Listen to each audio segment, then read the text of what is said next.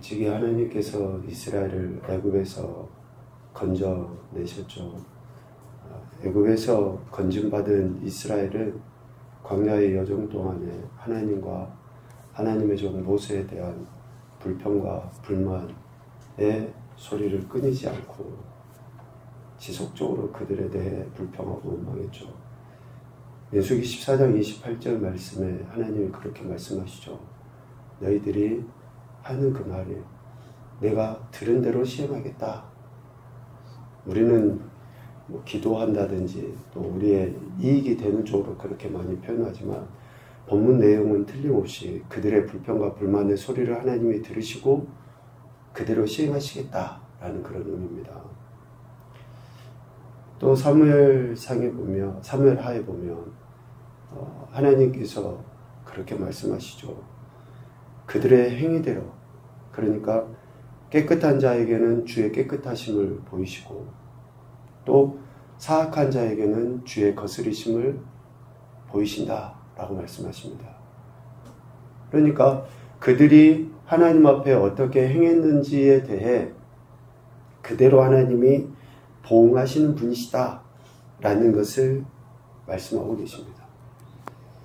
하나님이 이스라엘을 택하신 것, 하나님께 속하게 하신 것은 뭡니까? 하나님의 이름과 명예와 영광을 위해서 그들이 살아가도록 하기 위해서 하나님이 그들을 택하신 거예요.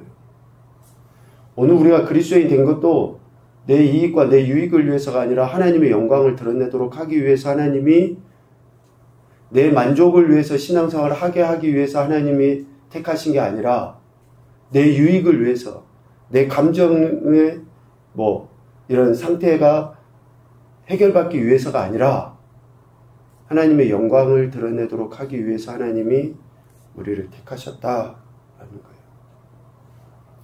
그렇게 택함을 받았음에도 불구하고 하나님과 우상을 겸하여 섬긴다든지 거짓 선지자들의 말에 현혹돼 가지고 하나님의 말씀은 듣지도 않고 그들의 말에 귀를 기울여 살아가는 이러한 인생들, 그들에 대해서 하나님이 교만하다라고 이야기하셨죠.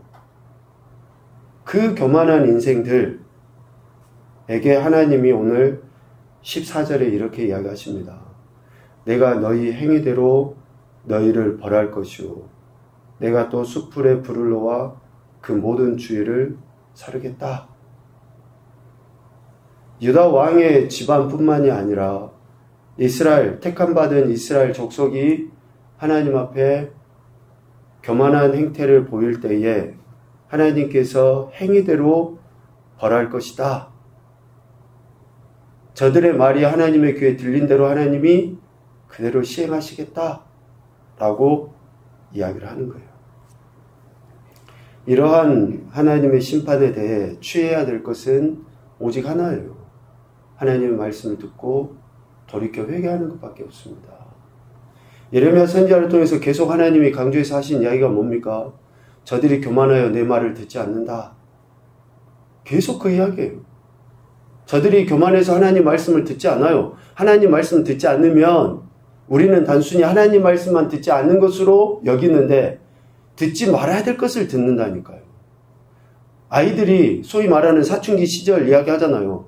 저들이 참 삐딱하게 말도 잘 안 들어. 엄마 아빠 말은 무조건 잔소리로 여겨. 그러는데 엄마 아빠 말은 잔소리로 여기는데 듣지 말아야 될 나쁜 친구들의 이야기는 듣는다든지 옳지 않은 일은 더 적극적으로 해야 한다든지 이런 것이 있잖아요. 그러니까 우리도 마찬가지예요. 하나님의 말씀을 들어야지 되는데 듣지 않으면 듣지 말아야 될 이야기를 듣고 옳지 않은 것에 귀를 기울이고 그것을 따라가게 돼 있다고요. 우리 인생에 죄성을 가진 우리 인생은. 그런데 지금 저들이 하나님 말씀을 듣지 않죠. 회개하고 돌이키라고 이야기하시는데 듣지 않아요. 그러면서 하나님께서 심판을 선포하시니까 그 심판은 모면하고 싶으니 오늘 1절에 시드기야 왕이 어떻게 합니까? 바술과 스바냐를 예레미야에게 보내는 거예요. 그래서 시드기야가 예레미야에게 바술과 스바냐를 통해 이렇게 부탁을 하고 호소를 하는 거죠. 바술의 입을 통해 스바냐의 입을 통해 예레미야에게 전달하도록 한 이야기가 뭡니까? 우리를 위하여 2절에 우리를 위하여 여호와께 간구하라. 여호와께서 혹시 그의 모든 기적으로 우리를 도와 행하시면 그러니까 느부갓네살이 우리를 떠나리라. 바벨론이 침략한 것에서 그들이 돌아갈 것이다. 라고 지금 예레미야에게 바수를 통해 스바냐를 통해 호소하도록 시드기야가 시킨 거예요. 지금 저들이 해야 될 것은 이게 아니에요. 남한테 가서 좀 우리 좀 도와주라. 예레미야를 통해서 우리 위해서 대신 중보 좀 해주라. 자기들이 회개하고 자기들이 하나님 앞에 돌이켜야 되는데 자기들은 하지도 않고 예레미야에게. 그런데 여러분 20장과 21장에 이 내용을 봐보십시오. 지금 바술이 어떤 사람이에요? 예레미야하고의 그 관계가 어떤 관계입니까 지금? 20장 1절에 바스훌은 제사장이고 성전의 총감독이라고 이야기하는데 2절에 보니까 바스훌이 선지자 예레미야를 때리고 성전에 있는 베냐민 문 위층에 목에 씌우는 나무 고랑으로 채워서 그를 가둬버렸어요. 예레미야를. 왜 예레미야를 이렇게 때리고 예레미야를 가뒀습니까? 바스훌이 예레미야의 예언함을 듣고 1절 20장 1절 말미에 그러니까 예레미야 예언은 어떤 예언이었어요? 하나님의 심판과 재앙이 있을 것이다. 회개하고 돌이켜라. 라고 하는 그 메시지를 계속 선포하는 그 내용을 바스훌이 듣고 기분이 상한 거예요. 자기도 제사장이고 자기도 성전의 감독인데 하나님이 그러시겠어? 이러한 아니란 생각 또 그리고 하나님의 그 말씀에 순종하지 아니하는 백성들에 대해서 성전 감독하니까 성전세만 잘 걷어주면 되겠지. 성전만 잘 돌아가면 되겠지. 이런 생각이 아니었을까요? 그런데 멸망이 있을 것이라고 이야기하고 재앙이 있을 것이라고 이야기하니까 듣기 싫은 거죠. 어쩌면 니만 제사장이냐? 니만 선지자냐? 그럴 수도 있겠죠. 그러면서 때리고 가둬버린 거예요. 그런데 지금 이제 와서 어때요? 바스훌이 예레미야에 가서 왕이 시킨 대로 우리를 위해서 좀 기도해 주라. 우리를 위해서 기도하면 하나님 네 말을 듣고 우리를 건져내실 것이다. 라고 그렇게 호소하게 하는 거죠. 그런데 이 말씀을 보면서 하나님께서 바스훌의 이름을 20장 3절에 보면 뭐라고 바꿔버립니까? 마골 미사빕으로 바꿔버려요. 마골 미사빕. 이 마골 미사빕의 이름의 의미는 두려움이 임하게 되다. 그런 의미라 그랬잖아요. 두려움이 임하게 되다. 그러니까 의기양양해가지고 예레미야를 가두고 했던 그가 이제는 두려움과 공포 속에서 되려 예레미야에게 무릎 꿇고 호소하게 되는 입장이 바뀌어져 버리는 거예요. 그러니까 예레미야의 입장에서는 처음에 이렇게 맞고 감옥에까지 갇히기도 하지만 역전돼 가지고 이제는 자신을 때리고 가두고 했던 그 사람이 자기 무릎 앞에 나와서 무릎 꿇고 호소하게 되는 그런 전세가 완전히 역전돼 버려요. 여러분 오늘 우리의 삶도 그렇죠. 지금 우리가 하나님의 말씀대로 살아야 될 이유가 뭐냐면요. 지금 당장에 어떤 문제에 해결받지 않고의 문제가 아니에요. 하나님이 어떤 분이신지 분명하게 우리가 알고 그 하나님에 대한 바른 태도를 취하기 위해서 하는 거예요. 예레미야가 실패한 것 같고 예레미야가 감옥에 갇혀서 아무도 찾지 않을 것 같지만 하나님의 말씀대로 여전히 신실하게 살아가니까 자신을 때리고 능욕하고 했던 모욕감을 줬던 그 사람이 자신 앞에 나와서 무릎 꿇게 되는 오늘 우리가 하나님 말씀대로 여전히 신실하게 살아가면 지금 당장에는 아닌 것 같아도 반드시 하나님께서 택하신 백성을 영화롭게 하시는 그때에 그런 일들이 일어나게 된다는 것을 성경에는 우리에게 지속적으로 이야기하는 거죠. 그러니까 역전시키시는 그 하나님을 기억하고 우리는 어쩌면 일시적인 그런 고통 또 그런 상황에 집착하지 말고 영원한 생명, 영원한 영광을 바라보고 묵묵히 우리가 그 말씀 기준에서 살아가는 것 이것이 오늘 우리가 보여야 될 태도다라는 것을 이야기를 하는 것이죠. 심판을 모면하기 위해서 어쩌면 밧수울이 얼마나 자존심 상했겠습니까?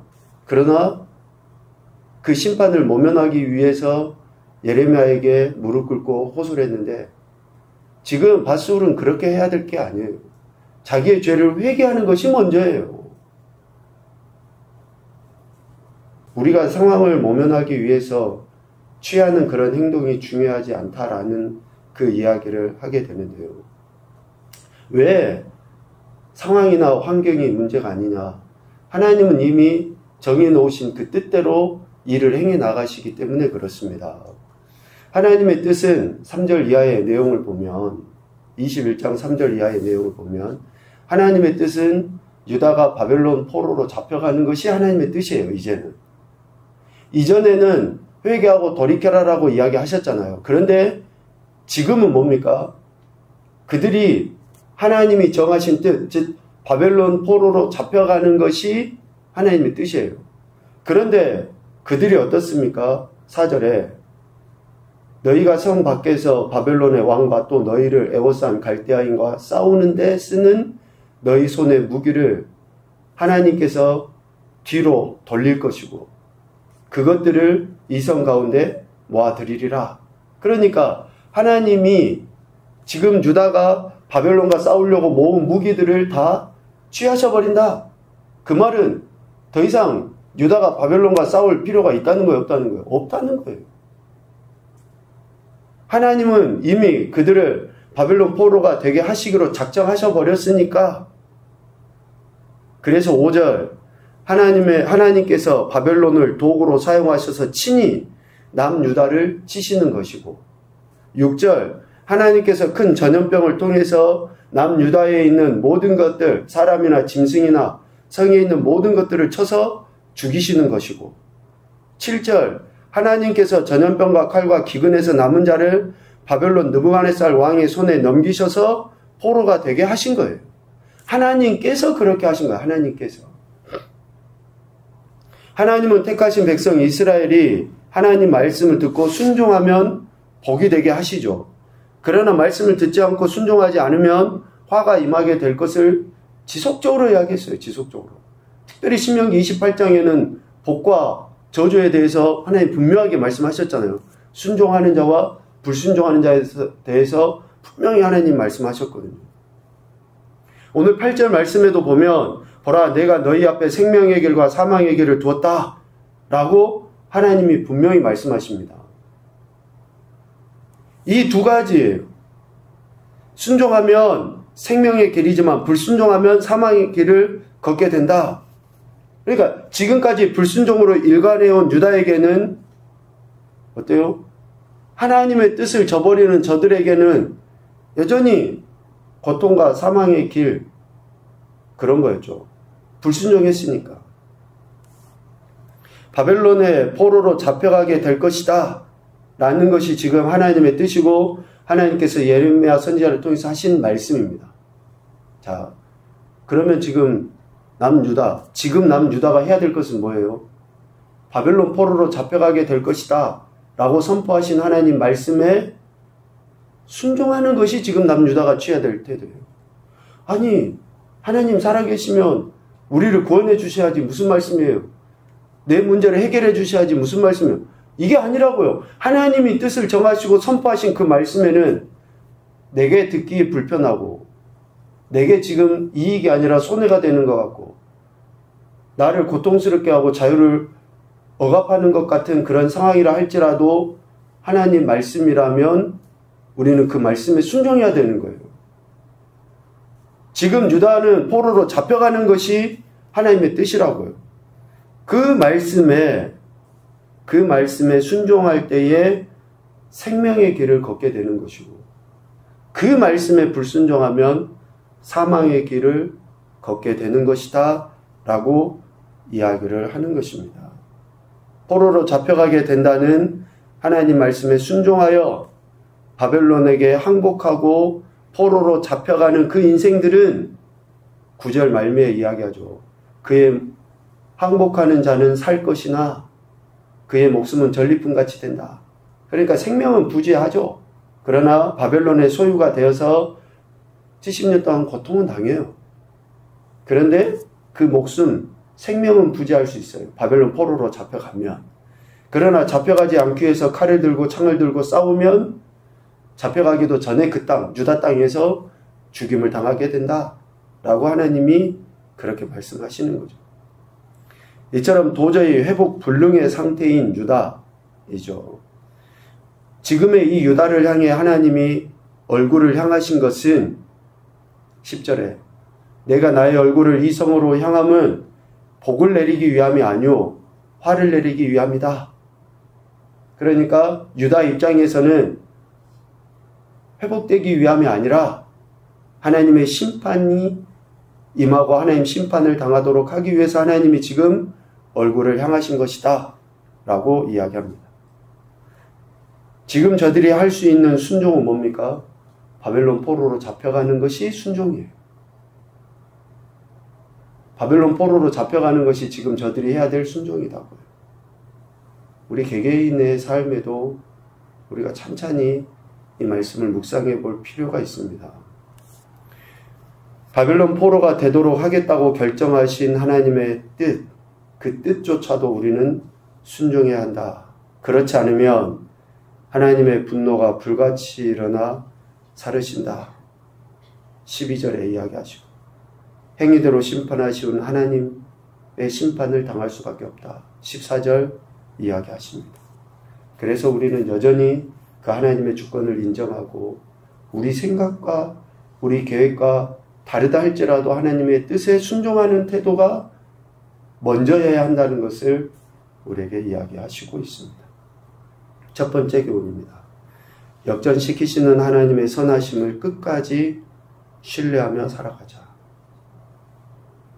지금 당장은 불합리한 것 같고 또 우리를 조롱하고 멸시했던 사람들이 승승장구하는 것처럼 보인다 할지라도 그들이 하나님의 뜻에 위배됐으면 또 우리가 반대로 하나님의 뜻에 여전히 순종하고 있으면 반드시 역전시키셔서 하나님의 손을 드러내게 하십니다. 두 번째, 말씀에 순종할 때 생명의 길을, 불순종할 때 사망의 길을 걷게 된다. 왜 문제와 갈등, 불편함이 있습니까? 우리가 하나님 말씀에 순종하지 않으니까 그런 거예요. 상대방의 문제가 아니라 내가 투명하지 않으니까, 내가 정직하지 않으니까 내 안에 이런 사망의 길, 문제, 갈등, 고통이 있는 거죠. 세 번째, 이미 정해진 하나님의 뜻은 우리의 생각과 다르다 할지라도 순종만 있어야 한다. 우리 생각과 다르다 해도 순종만 있어야 되고요. 하나님이 어떤 분이신지 늘 지속적으로 우리가 그 하나님을 의식하며 살아가는 태도를, 순종하며 살아가는 태도를 보여야 한다라는 것입니다. 참 안타까운 모습이지만 오늘날에도 불합리한 일들이 우리 삶의 현장에 있습니다. 그럴 때도 여전히 우리가 신실하게 하나님 말씀 의지해서 하나님의 뜻하신 바대로 하나님의 영광을 드러내시고 또 주신 바 형통의 은혜를 누리시며 증거하는 그런 복된 인생들이 되실 수 있기를 주님의 이름으로 축복합니다. 아멘.